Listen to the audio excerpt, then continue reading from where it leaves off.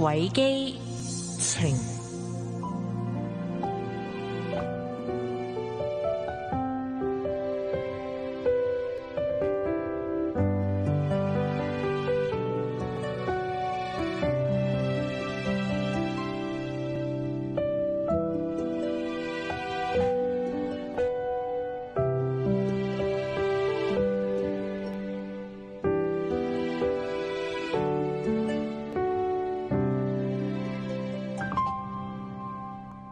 你同我講永遠愛你呢幾個字，原來要講出口，要用好大嘅勇氣。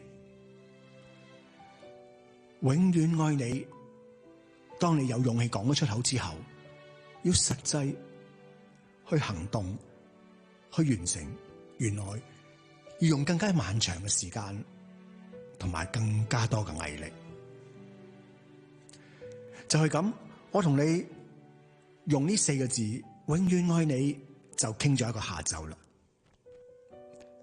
喺呢幾個字嘅前提之下，我先表達咗自己係一個愛恨分明嘅人。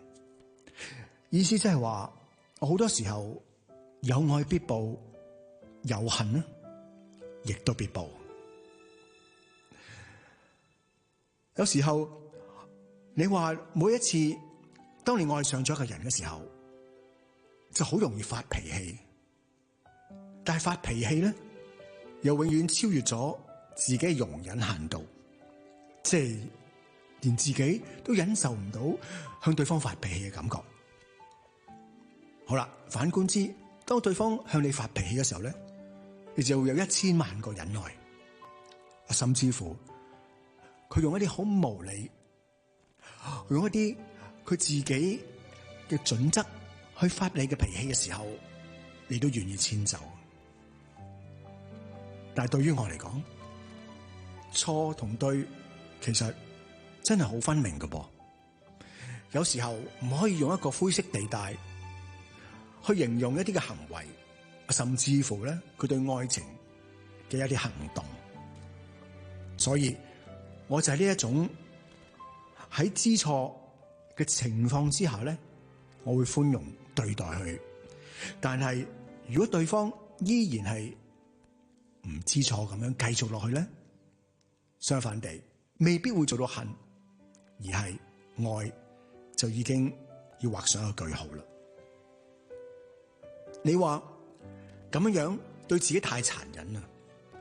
喺愛情裏邊要做到一個幸福嘅人嘅話咧，並唔係忠貞不二，亦都唔係見異思遷啊！要係兩個人好開心咁磨合咁生活喺埋一齊，關鍵亦都係彼此去寬容、包容對方嘅優點同缺點，甚至偶爾你會容忍對方有少少嘅不忠。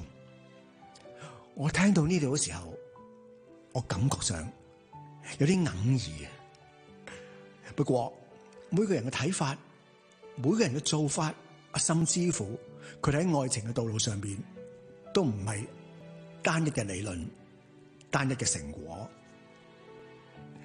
有時候我會覺得愛情就係一個實驗，而賽局嘅過程裏邊咧，如果過分複雜咁樣去策略對方，咁就好難理解到究竟成件事發生咩事啦。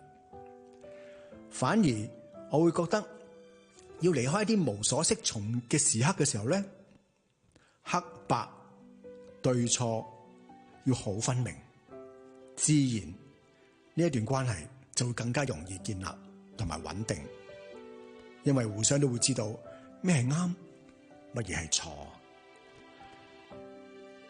就係咁樣，到底邊一個能夠揾到一個永遠愛自己，甚至乎你永遠愛佢嘅人呢？而家都仲係一個問號啊！